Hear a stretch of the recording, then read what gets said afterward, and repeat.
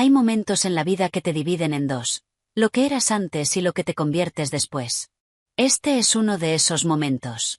Y te lo voy a contar exactamente cómo ocurrió, sin adornar nada, porque la realidad fue suficientemente extraña como para no necesitar adornos. Me llamo Elena. Trabajé durante 4 años como responsable de comunicación interna y employer branding en una empresa de tecnología mediana, de esas que se llaman a sí mismas startup en fase de madurez porque ya no son tan pequeñas pero tampoco quieren admitir que se han convertido en una corporación con todos sus defectos. 400 empleados, oficinas en Madrid y Barcelona, producto propio, inversores contentos. Una empresa que, cuando llegué, no tenía ni un manual de bienvenida para los nuevos.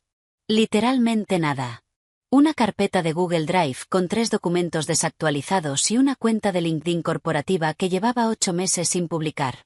4 años después, esa empresa tenía una marca empleadora reconocida en el sector, había ganado un premio de cultura organizacional, y sus procesos de selección recibían candidaturas espontáneas de personas que decían haber seguido su perfil en redes durante meses antes de atreverse a escribir. Ese trabajo era el mío. Cada pieza de ese rompecabezas la había construido yo. Y un martes por la mañana, a las 10:47, mi jefe publicó mi puesto en LinkedIn antes de decirme que me iban a despedir. Antes de que te cuente el resto, si estás aquí porque también sientes que tu trabajo es invisible para quienes deberían valorarlo más, dale al like. Porque esta historia es tuya también. Y quédate hasta el final, porque el giro que viene no te lo esperas. El martes empezó como cualquier otro martes. Eso es lo que más me cuesta explicar cuando alguien me pregunta cómo fue ese día. La gente imagina que estos momentos tienen música de fondo, alguna señal, una sensación en el estómago que te avisa. No. Era un martes completamente normal. Había tomado café en casa, había respondido 3 correos en el metro, y estaba organizando el calendario de publicaciones de la semana cuando llegué a la oficina. Teníamos una reunión de equipo a las 11. Reunión habitual, de las que hacemos cada 2 semanas para revisar campañas, alinear mensajes, ese tipo de cosas. Mi jefe, David, me había mandado un mensaje la noche anterior diciendo que necesitaba 10 minutos conmigo antes de que empezara la reunión general. Tampoco le di más vueltas. David siempre tenía algo que repasar antes de las reuniones. Era de esas personas que necesitan ensayar en voz alta lo que van a decir delante del grupo. Entré a su despacho a las 10:50. Él estaba de pie, lo cual ya era raro. David siempre estaba sentado. Tenía el ordenador abierto pero no miraba la pantalla. Me miró a mí directamente cuando entré, con esa expresión que reconocería en cualquier parte ahora, pero que entonces no supe leer, la expresión de alguien que lleva días preparando algo que le incomoda decir. Me senté. Él no se sentó. Elena, vamos a hacer cambios en la estructura del equipo, dijo. No dijo hola. No dijo buenos días. Directamente ahí. Yo asentí. Los cambios de estructura no eran nuevos. Llevábamos meses con rumores de reorganización. Pensé que me iba a decir que mi área pasaba a depender de otro director, o que incorporaban a alguien por encima de mí, o cualquiera de esas cosas que en las empresas tecnológicas llaman evolución organizativa y que en el fondo son movimientos de poder que alguien ha negociado a puerta cerrada. Tu posición va a desaparecer en su formato actual. Continuó. Vamos a externalizar parte de las funciones y el resto se va a redistribuir entre otros perfiles. Silencio. No un silencio dramático de película. Un silencio real, de esos en los que el cerebro recibe la información pero el cuerpo todavía no ha procesado qué significa. Como cuando lees una frase 2 veces seguidas y la segunda vez tampoco la entiendes. ¿Me estás diciendo que me despides? Pregunté. Estamos prescindiendo del puesto, dijo él. Hay una diferencia entre te despido y prescindimos del puesto que los directivos aprenden en algún curso de gestión de conflictos y que, en la práctica, no cambia absolutamente nada para la persona que está sentada al otro lado. ¿Cuándo? Pregunté. El proceso formal empieza hoy. Recursos Humanos te llamará esta tarde para explicarte los términos. Asentí. No sé por qué asentí. Creo que era la única respuesta automática que mi cuerpo sabía dar en ese momento. Me levanté, le dije de acuerdo, y salí del despacho. Volví a mi mesa. Me senté. Abrí el ordenador. Y ahí, en la primera pantalla que tenía abierta, que era LinkedIn, Porque siempre lo tenía abierto para monitorizar la actividad de la cuenta corporativa, vi la notificación. La empresa acababa de publicar una oferta de trabajo. Hice clic casi por inercia profesional. Era lo que hacía siempre. Revisar cómo quedaban las publicaciones, si el texto era correcto, si el formato se veía bien. El puesto era el mío. Título exacto. Responsabilidades exactas. Incluso había párrafos que yo misma había escrito en la última actualización del perfil del puesto, porque 3 meses antes me habían pedido que redactara las descripciones actualizadas de todos los roles del área de personas y cultura. La oferta llevaba publicada 13 minutos. Yo llevaba informada 3.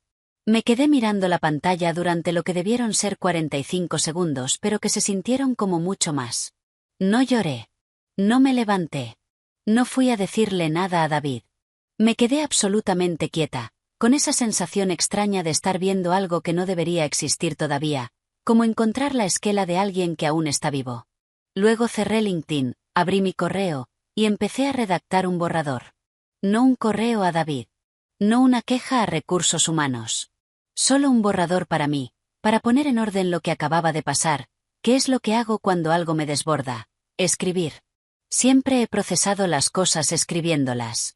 En ese momento todavía no sabía que ese instinto me iba a salvar.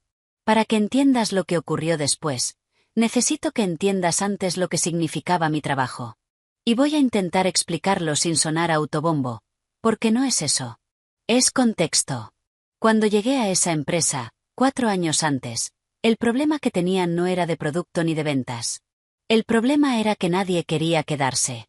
Tenían una rotación altísima, especialmente en los primeros 6 meses de incorporación. La gente llegaba, veía la diferencia entre lo que les habían prometido en el proceso de selección y la realidad del día a día, y se marchaba. Y eso tiene un coste brutal, no solo económico, sino de conocimiento, de relaciones, de energía colectiva. Me contrataron para arreglar eso. Aunque en aquel momento el encargo fue formulado de una manera mucho más vaga. Necesitamos mejorar nuestra imagen como empleador y hacer que la gente esté más contenta. En 4 años, lo que construí fue esto. Primero, un programa de onboarding completo. Antes de mí, el primer día de un empleado nuevo consistía básicamente en que alguien le enseñaba dónde estaban los baños y le daba acceso al correo corporativo. Nada más. Yo diseñé un proceso de incorporación de 30 días con materiales, reuniones estructuradas, un compañero de referencia durante el primer mes, y seguimiento activo a los 3 y 6 meses. Suena obvio. La mayoría de las cosas importantes suenan obvias cuando ya están hechas. Segundo, la comunicación interna real. No el canal de Slack donde el CEO manda GIFs de vez en cuando.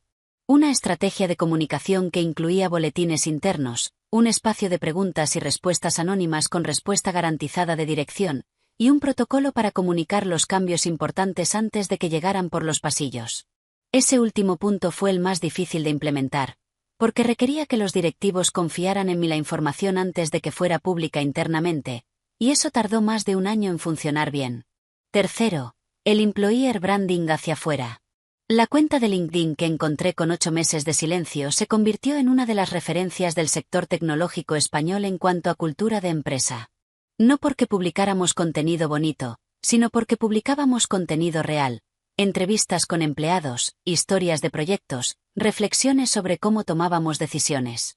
Era un trabajo de curaduría constante, de convencer a personas que no son comunicadoras de que compartir su experiencia en público tenía valor, de mantener un tono que fuera auténtico y no corporativo. El premio de cultura organizacional que ganamos el tercer año no llegó solo. Llegó porque llevaba 18 meses construyendo una narrativa coherente entre lo que éramos hacia afuera y lo que éramos hacia adentro. Y eso requería estar en todas partes. En las reuniones de dirección para entender hacia dónde iba la empresa, en las conversaciones con los equipos para saber cómo se sentían de verdad, y en el espacio creativo para traducir todo eso en algo que la gente quisiera leer o escuchar. ¿Por qué nadie veía todo esto? Porque el trabajo de comunicación interna es invisible cuando funciona. Nadie dice, qué bien que hoy me enteré del cambio de política de vacaciones a través del canal oficial antes de oírlo en el pasillo. Simplemente lo dan por sentado. Igual que nadie dice, qué bien que el nuevo que llegó el mes pasado ya se siente parte del equipo. Lo notan cuando falla. Cuando el rumor llega antes que la comunicación oficial. Cuando alguien lleva 3 semanas en la empresa y todavía no sabe cómo funciona el proceso de revisión salarial. Mi trabajo era de esos que solo se hacen visibles en la ausencia.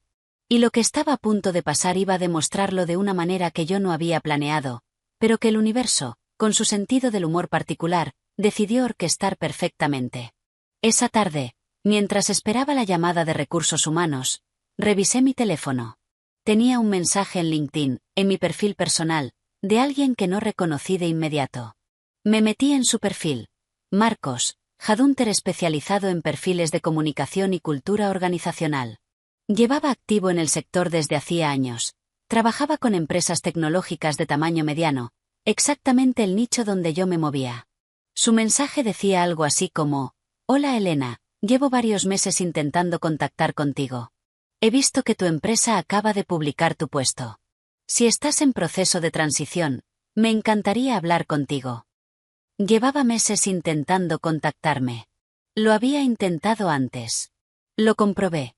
Tenía 2 mensajes anteriores suyos en la carpeta de solicitudes de conexión que yo nunca había aceptado porque mi bandeja de entrada de LinkedIn era un caos que gestionaba con criterio mínimo. Ambos decían algo parecido, que seguía mi trabajo, que tenía oportunidades interesantes que podían encajarme. Yo los había ignorado porque estaba bien donde estaba. O eso creía. Pero eso no fue todo.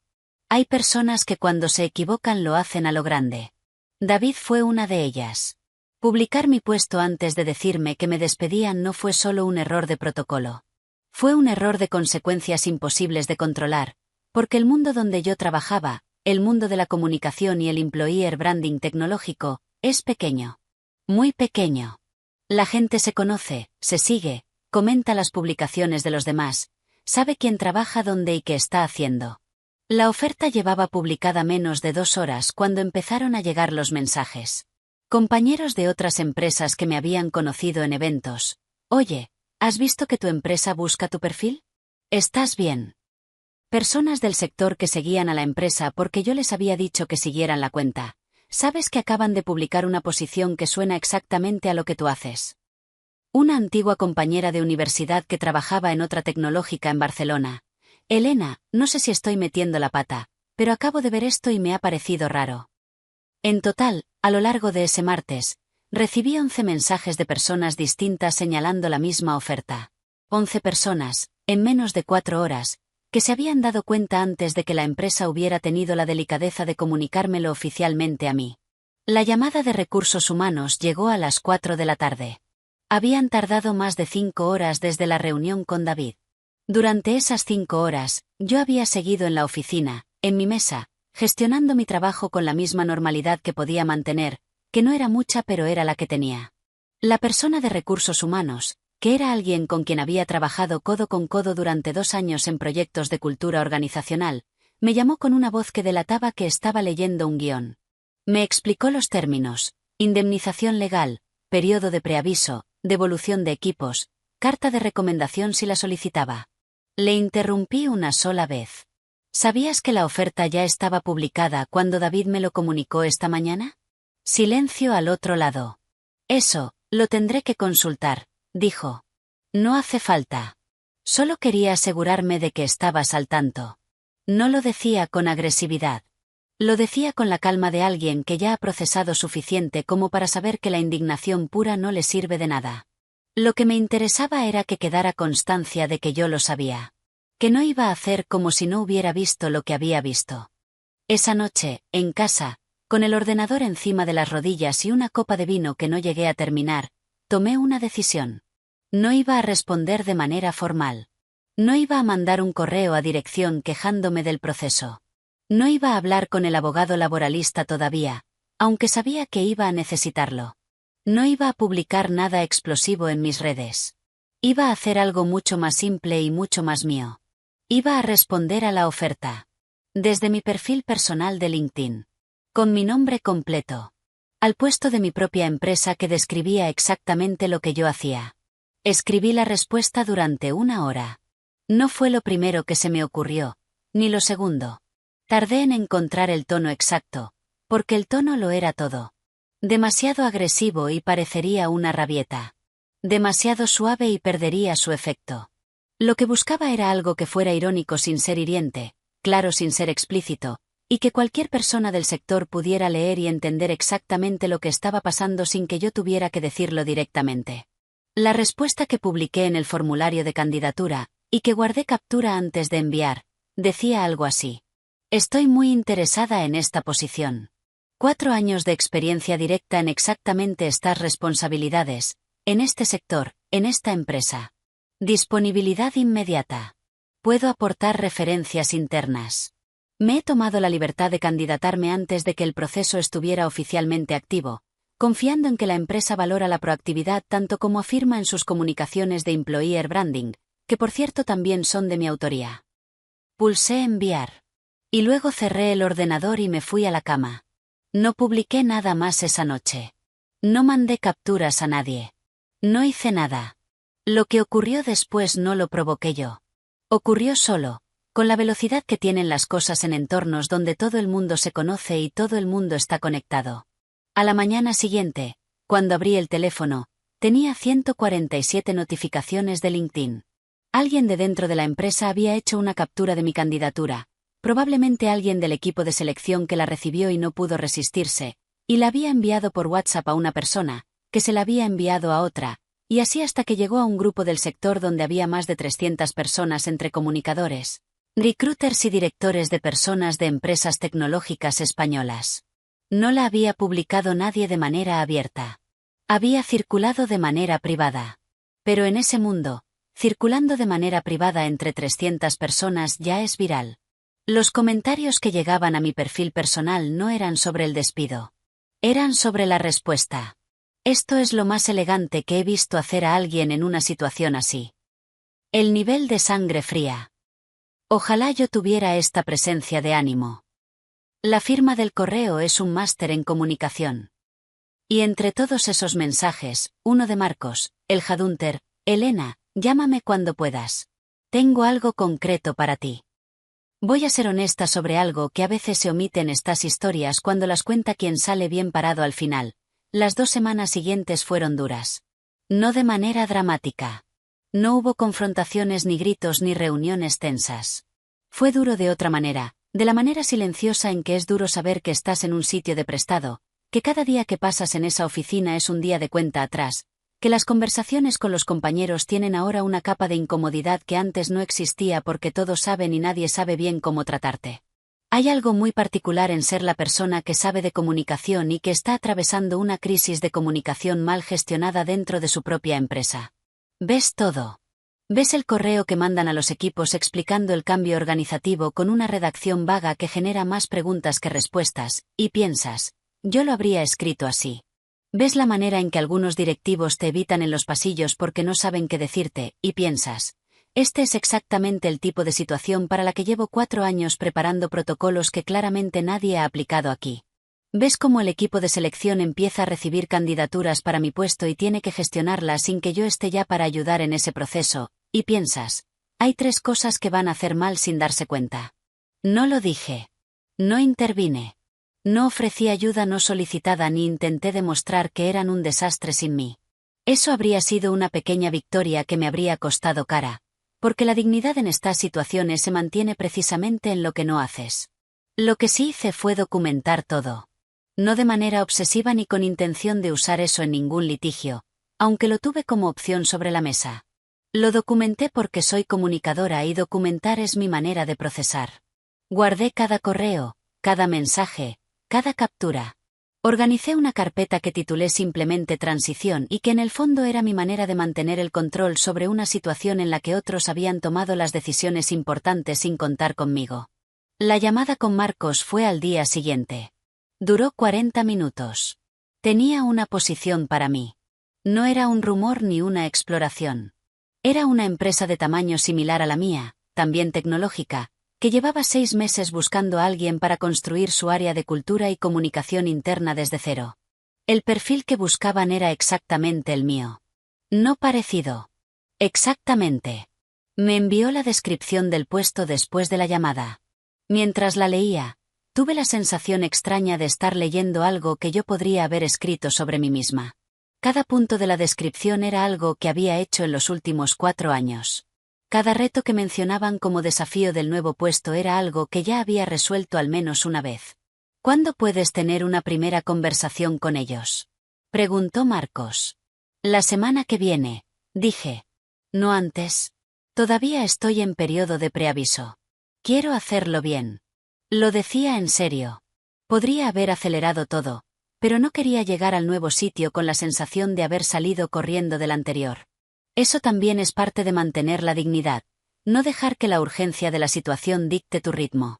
Lo que ocurrió en la empresa durante esas 2 semanas lo supe después, a través de personas que seguían allí y que me contaban cosas con la mezcla de culpa y necesidad de hablar que tiene la gente cuando presencia algo que les parece injusto pero no saben cómo intervenir.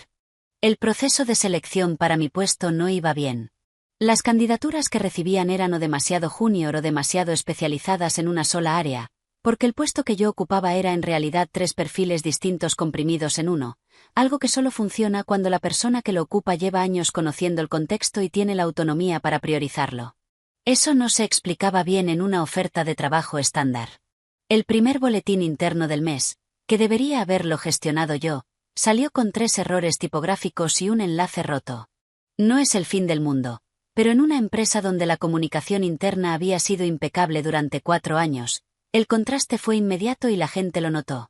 Un director de otro departamento, con quien había trabajado en varios proyectos y que siempre había apreciado lo que hacía, mandó un mensaje a David preguntando cómo se gestionaría la participación de la empresa en un evento de employer branding que yo había coordinado y que era dentro de 5 semanas.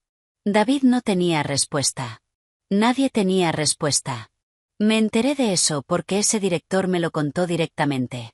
Me lo contó porque quería pedirme consejo, y también, creo, porque necesitaba decirle a alguien lo que pensaba, y yo ya no era técnicamente colega suya, así que la conversación era más libre. ¿Cómo está David?, le pregunté. Incómodo, dijo. Creo que no esperaba la reacción que hubo con lo de LinkedIn. Nadie espera las consecuencias de las cosas hasta que ocurren. Eso era cierto para él y también era cierto para mí. Yo tampoco había esperado que mi respuesta circulara como lo hizo. Había tomado una decisión en la privacidad de mi casa, con una copa de vino y mucha rabia contenida, y la decisión había adquirido una dimensión pública que no había planeado del todo. Eso también tenía su coste emocional, la sensación de haber soltado algo que ya no controlaba del todo, de ser el tema de conversación en grupos que no conocía, de que personas que no me conocían me estuvieran formando una opinión. Hubo un momento, a mitad de la segunda semana, en que me senté a comer sola en un restaurante cerca de la oficina y me pregunté si había hecho bien. No el despido, claro. Eso no lo había elegido yo. Sino la respuesta. La candidatura irónica. La decisión de hacer algo que, aunque fuera con elegancia, tenía un componente de revancha que no podía negarme a mí misma. ¿Y si eso me cerraba puertas? ¿Y si algún director de recursos humanos que me leyera lo interpretaba como conflictividad, como incapacidad para gestionar situaciones difíciles con discreción? Esa duda duró lo que duró la comida. Porque al terminar, cuando volví a la oficina y abrí el ordenador, tenía un correo de Marcos confirmando la primera entrevista con la nueva empresa para el jueves siguiente. La duda se disolvió sola. La entrevista del jueves duró 2 horas. Cuando digo que duró 2 horas, no lo digo para impresionar. Lo digo porque 2 horas en una primera entrevista no es lo habitual, y que durara tanto decía algo sobre cómo fue la conversación. No fue un interrogatorio de preguntas estándar. Fue una conversación real entre personas que tienen el mismo problema y se están dando cuenta de que se entienden. El director de personas con quien hablé, que se llamaba Álvaro y que tenía esa manera de escuchar que tienen las personas que genuinamente quieren aprender algo de lo que les estás contando, me preguntó cosas que pocas veces me habían preguntado en una entrevista. No, ¿cuál es tu mayor debilidad? Ni dónde te ves en 5 años. Me preguntó qué había sido lo más difícil de construir en los últimos 4 años. Me preguntó qué habría hecho diferente. Me preguntó qué era lo que no había podido hacer porque el contexto no lo había permitido. Esa última pregunta es la mejor que te pueden hacer en una entrevista. Porque te permite hablar de lo que has aprendido sin necesidad de que haya salido bien, y eso es mucho más interesante que cualquier lista de logros. Le hablé del evento de employer branding que no iba a poder cerrar porque me iba antes.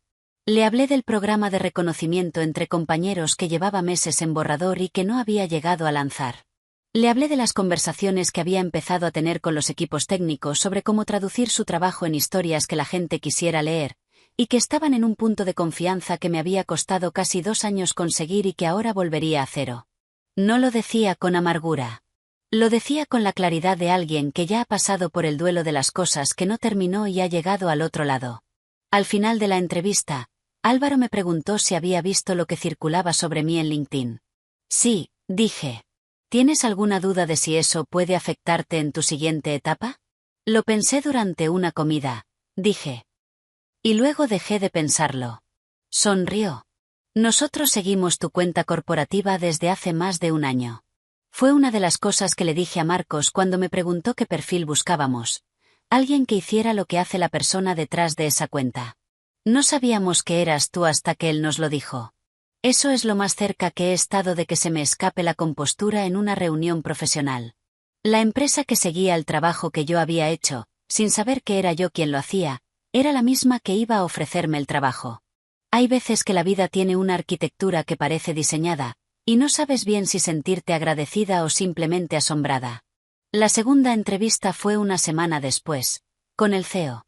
Duró 45 minutos. Fue más directa, condiciones, expectativas, proyecto. Me hicieron una oferta al finalizar. No al día siguiente.